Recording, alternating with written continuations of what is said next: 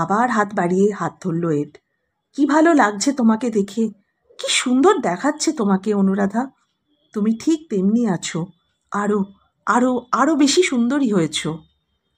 যাকে একদিন অনুরাধা ভালোবেসেছিল, যাকে অদেয় কিছুই ছিল না, যাকে দেখে আজ এতদিন পরেও সেই 22-24 বছরের হৃৎপিণ্ডটা সজোরে যেন দোল খাচ্ছে।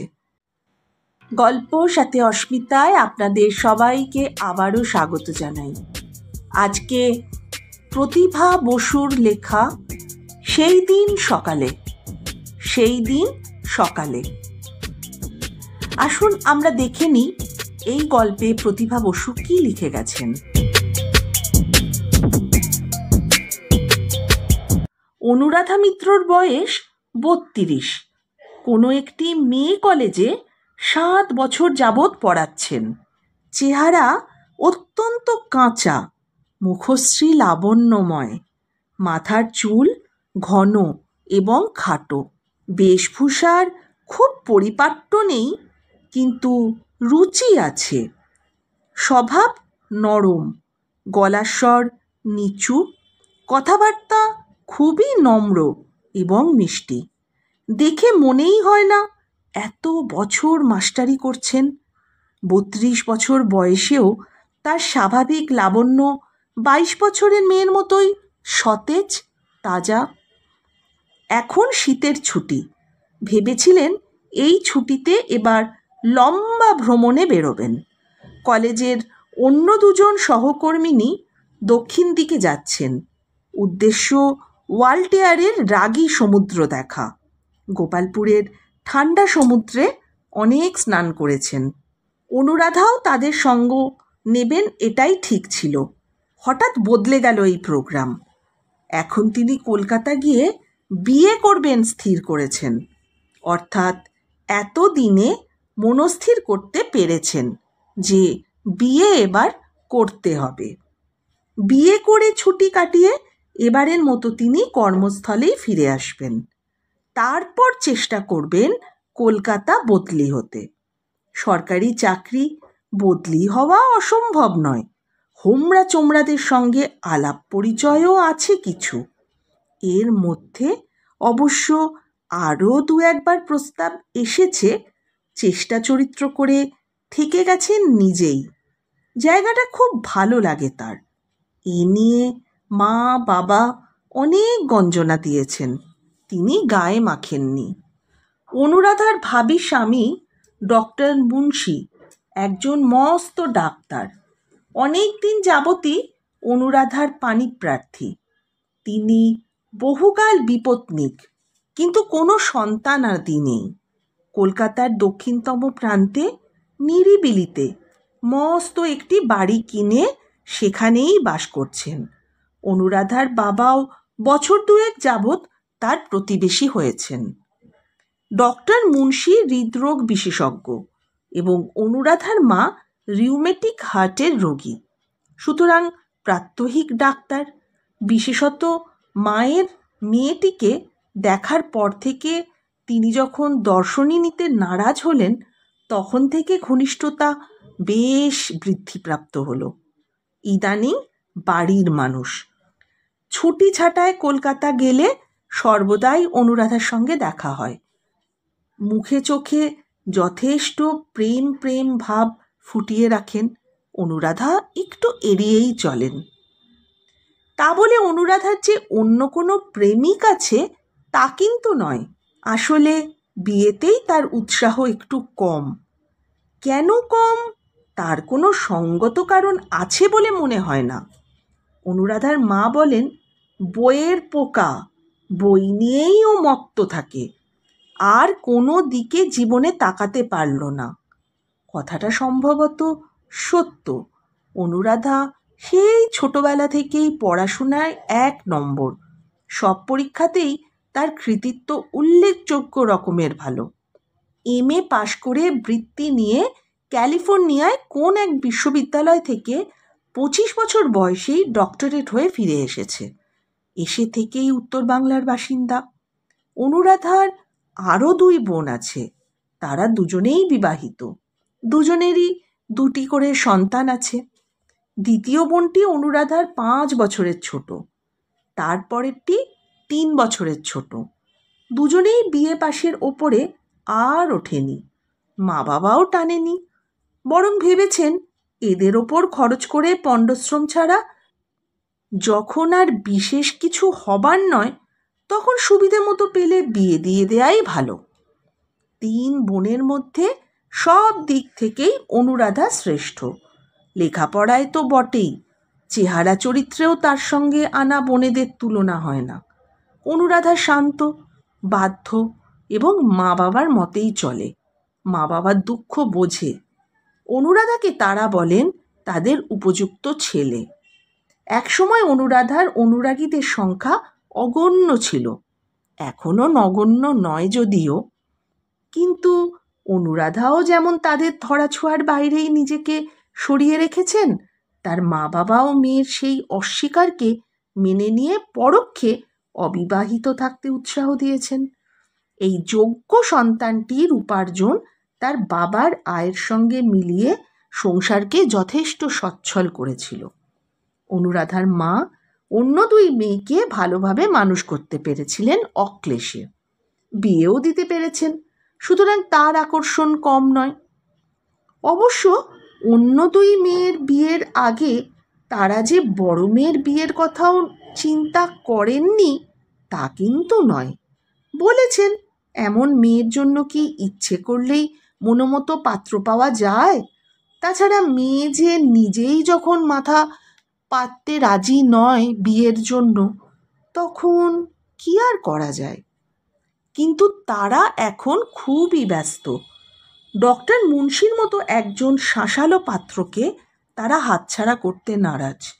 বলতে গেলে মা এখন রীতিমতো কান্নাকাটি শুরু করেছেন। বলেছেন, তুই যদি এমন করিস আমি তবে বাঁচব না, একদম আর বাঁচব না।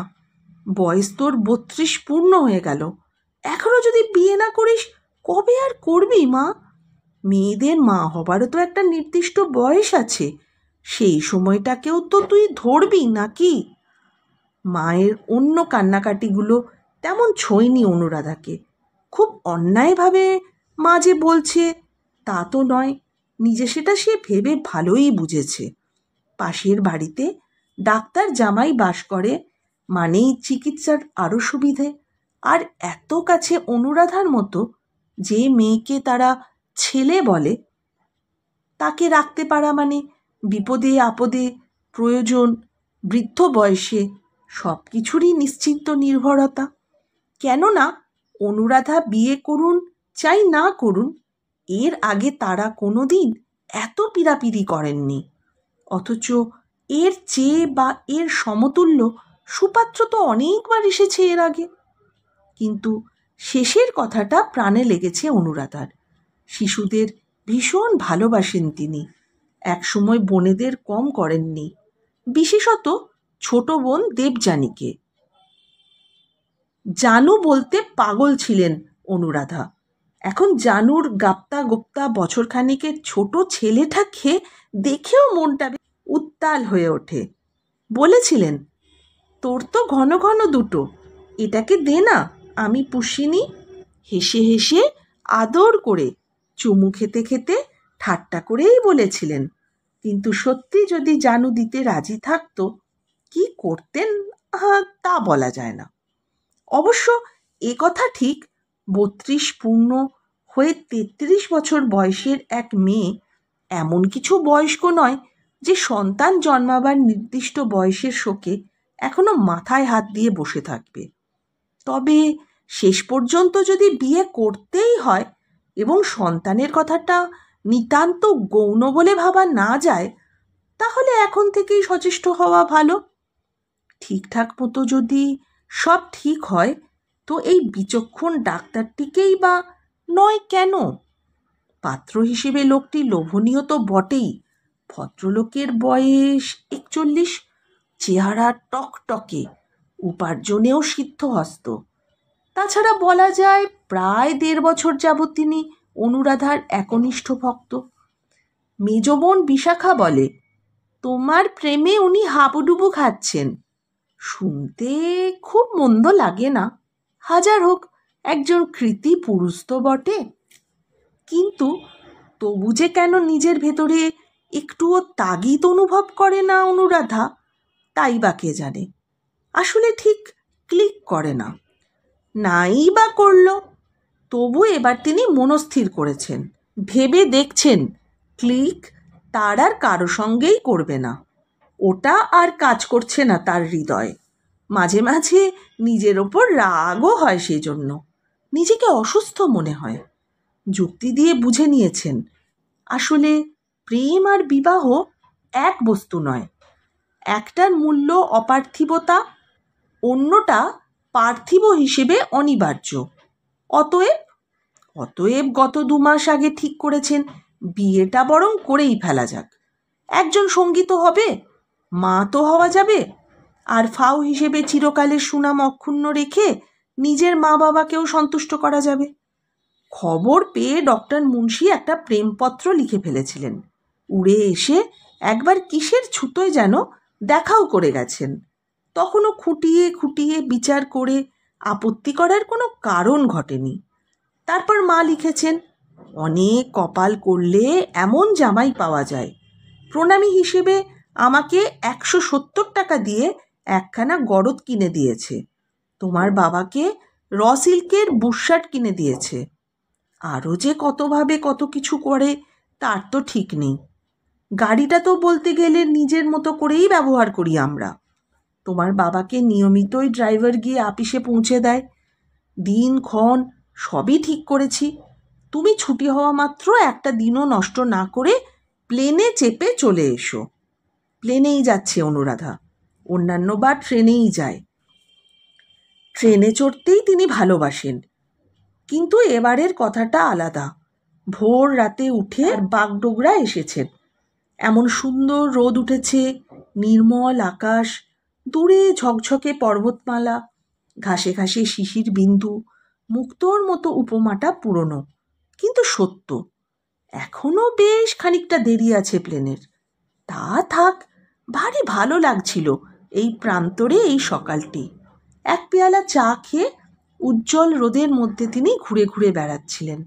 প্রজাপতি দেখছিলেন, বাগান দেখছিলেন, আবার ফিরে ফিরে আসছিলেন। যাত্রী সংখ্যা কম, মাত্র 2টি ছেলে মেয়ে নিয়ে এক দম্পতি খুব খাচ্ছে সেই থেকে। অনেক পরে আর কিছু করার না পেয়ে যখন ওজন নিচ্ছিলেন, এই সময় আরেকটা গাড়ি এসে থামল। আরও যাত্রী এলো। ধূপ ধাপ নেমে পড়ল তারা। অনুরাধা পেছন ফিরে তাকালেন, আর তাকিয়েই তিনি চমকে উঠলেন। আরে, এড গর্ডন না? দেখতে পেয়ে এডও লাফিয়ে উঠল। আরে, তুমি চিনতে পেরেছ? চিনতে তো এক মুহূর্ত দেরি হয়নি। মুখোমুখি দাঁড়িয়ে চোখে চোখ রেখে সে প্রবলভাবে হাত ঝাঁকাতে ঝাঁকাতে বলল, কি আশ্চর্য, কি আশ্চর্য, কি আশ্চর্য! বিহ্বল কণ্ঠে অনুরাধারও উচ্চারণ করলেন সেই শব্দটি, কি আশ্চর্য। তারপর বলো, কেমন আছো? নীল চোখে ছায়া ফেলল এড। তুমি কেমন আছো?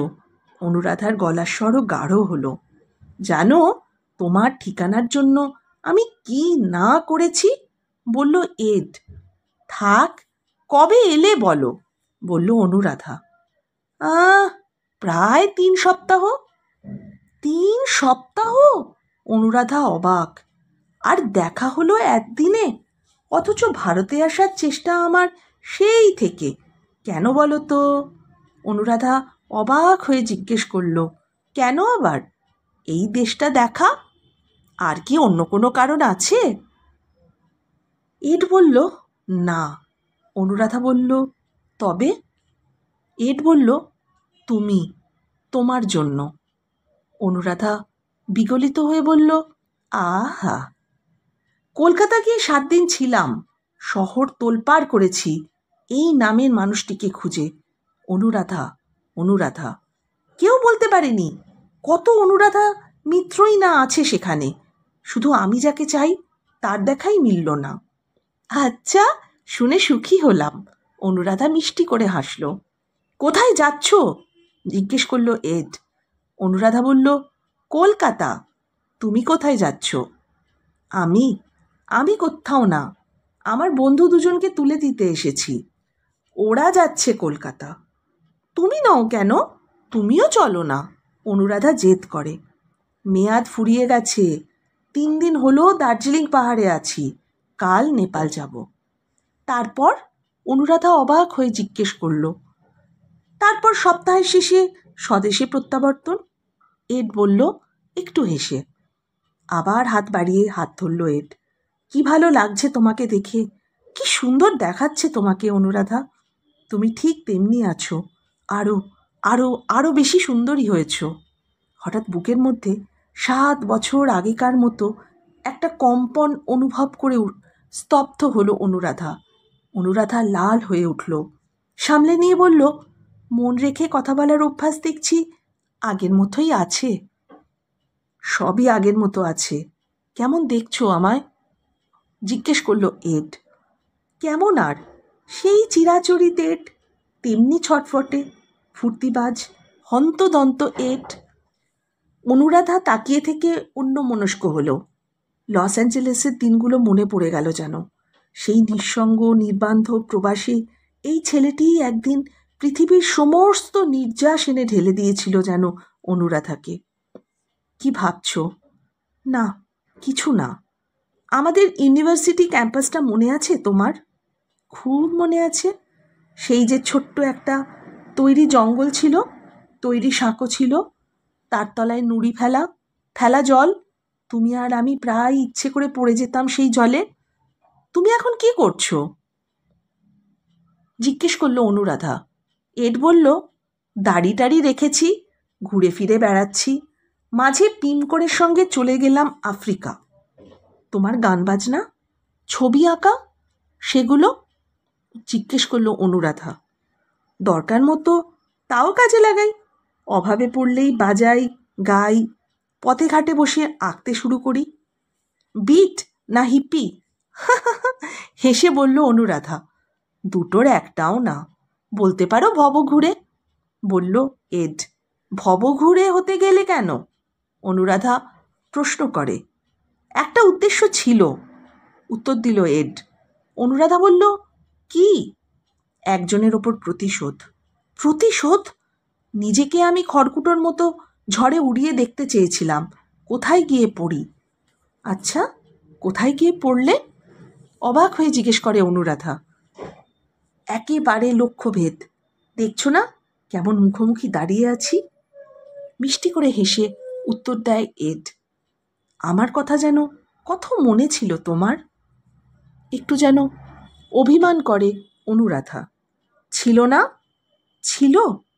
কি প্রমাণ চাও? এড বলো। নেপাল কি যেতেই হবে? জিজ্ঞেস করে অনুরাধা। যেতেই হবে।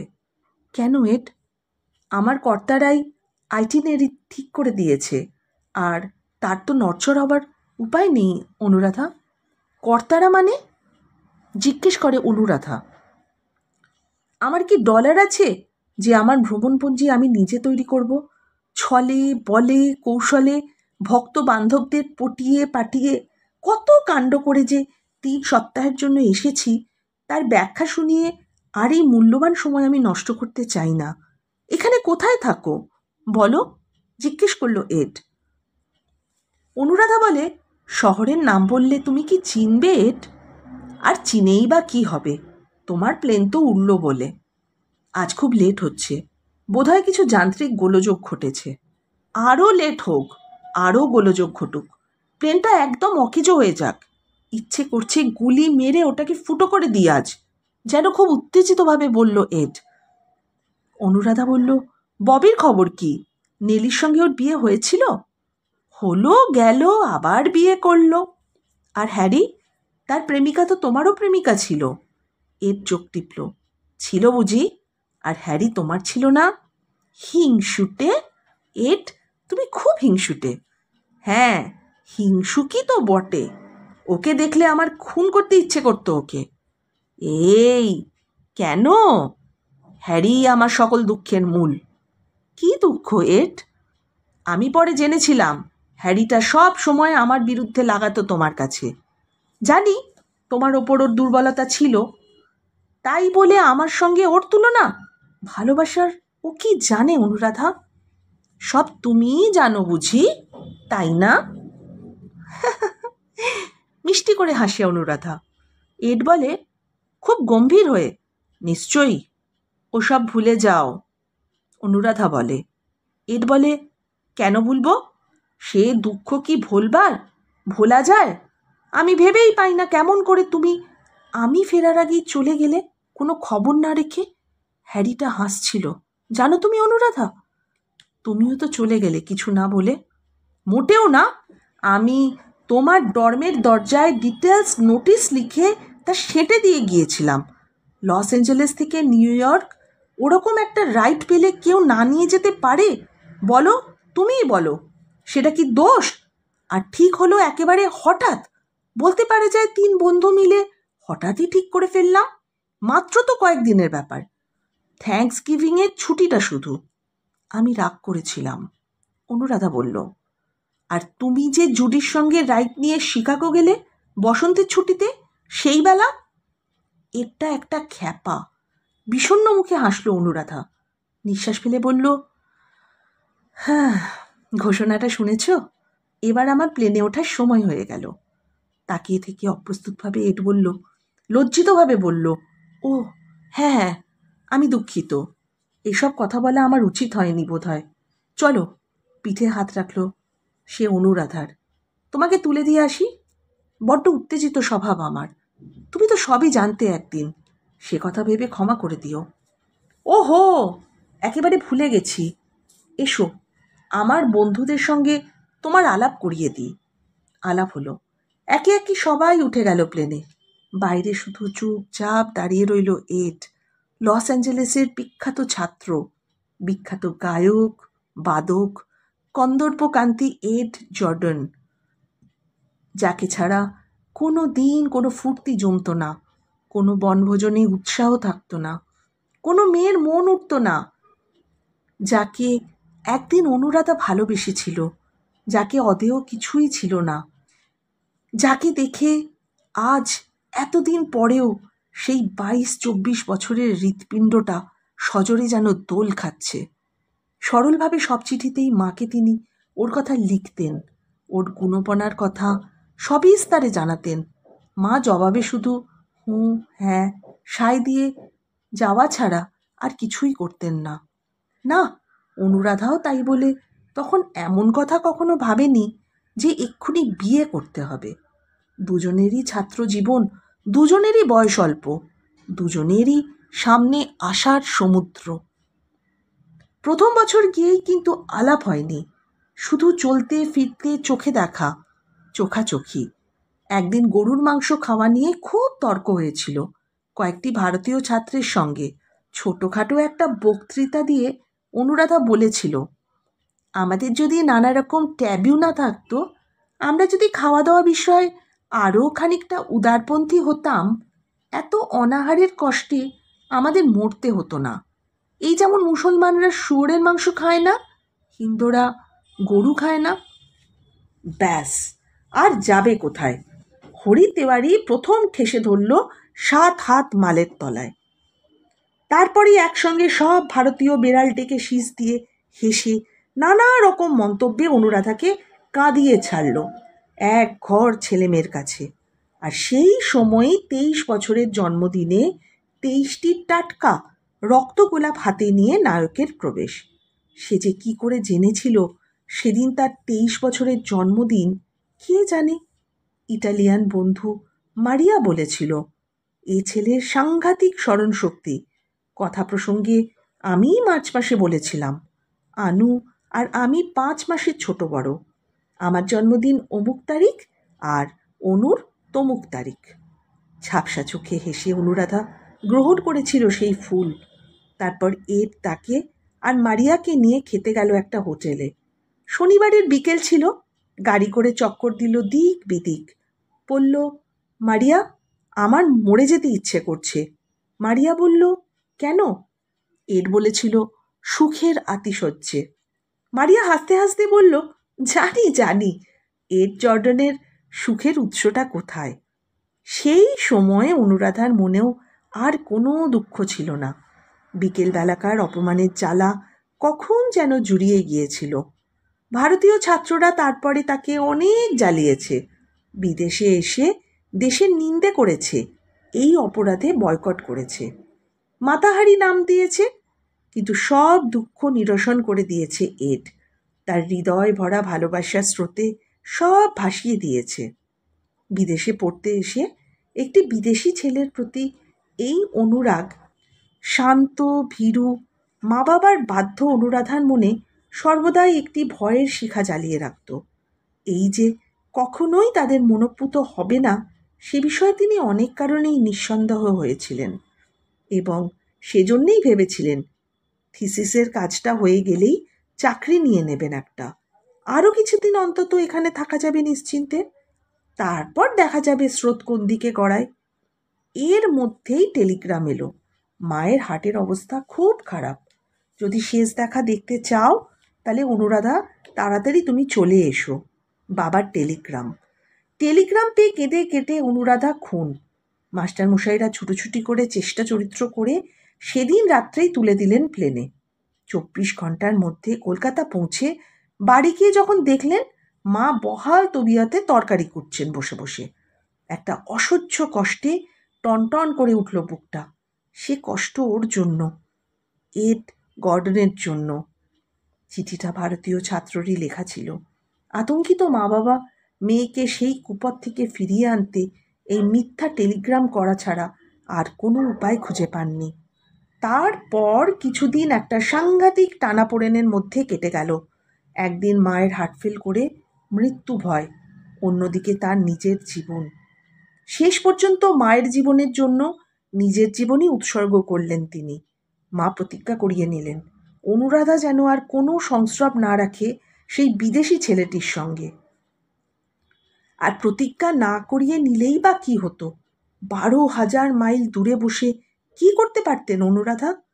তার চেয়ে বরং এইভাবেই একটা নিষ্পত্তি করতে পেরে একথা ভেবে তিনি নিজেকে শান্ত করতে চেয়েছিলেন যে অন্য মানুষটা অন্তত ভুলে যাবার সুযোগ পাবে।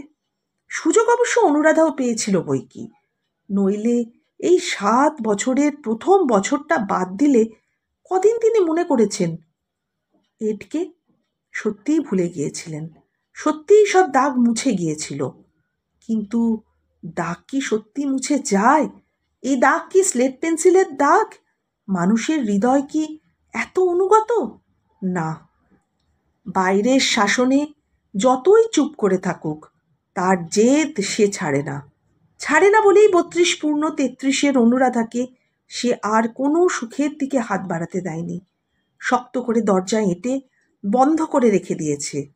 আর আজ কি অপ্রত্যাশিতভাবেই না সচল হয়ে উঠেছে সব যন্ত্রপাতি। রক্তের স্রোত কি দ্রুত বয়ে যাচ্ছে, মনে হচ্ছে ফেটে যাবে বুকটা। অসহায়ের মতো দাঁড়িয়ে থাকা এদের দিকে তাকিয়ে কষ্টের সমুদ্র উথলে উঠল। বিচ্ছেদের নতুন যন্ত্রণা দলা পাকিয়ে উঠল কান্না হয়ে। প্লেনের সিঁড়িটা প্রায় সরিয়ে নিচ্ছিল। ছটফটিয়ে উঠলেন অনুরাধা, তরতরিয়ে নেমে এলেন নিচে। এর রুমা লুচিয়ে ঝাপসা জানলায় উঁচু হয়ে তাকেই খুঁজছিল। পাশে দাঁড়িয়ে হাসি মুখে লজ্জার রং মাখিয়ে বললেন, এই কি দেখছো? সে কি, তুমি তুমি নেমে এসেছো যে? এড অবাক। চলো তোমাকে আমার কোয়ার্টারে নিয়ে যাই, নইলে দেশে গিয়ে আবার নিন্দে করবে, বলবে কোনো ভদ্রতা জ্ঞান নেই অনুরাধার। সত্যি যাচ্ছ না? 2 কাঁধে 2 হাত রেখে 2 চোখে আলো জ্বালিয়ে তাকিয়ে থাকলো এড। নীল কাগজের টিকিটটা ছিঁড়ে ফেলতে ফেলতে অনুরাধা ছোট্ট করে বলল, অসম্ভব।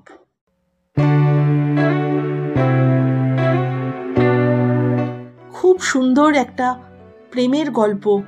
প্রেম বোধহয় এরকমই হয়, প্রেমের আগুন নিভে গেলেও তা ভেতরে ভেতরে জ্বলতেই থাকে, সময় সুযোগ এলে তা আবার প্রজ্বলিত হয়ে ওঠে। এই গল্প তারই এক জ্বলন্ত উদাহরণ। বন্ধুরা, আপনাদের জীবনেও নিশ্চয়ই এরকম প্রেম উপলব্ধি রয়েছে। আমাকে জানিয়ে যানটা, খুব ভালো লাগবে আমার জানতে। আর সবার জন্য রইল অনেক শুভকামনা। সবাই খুব ভালো থাকবেন। নমস্কার।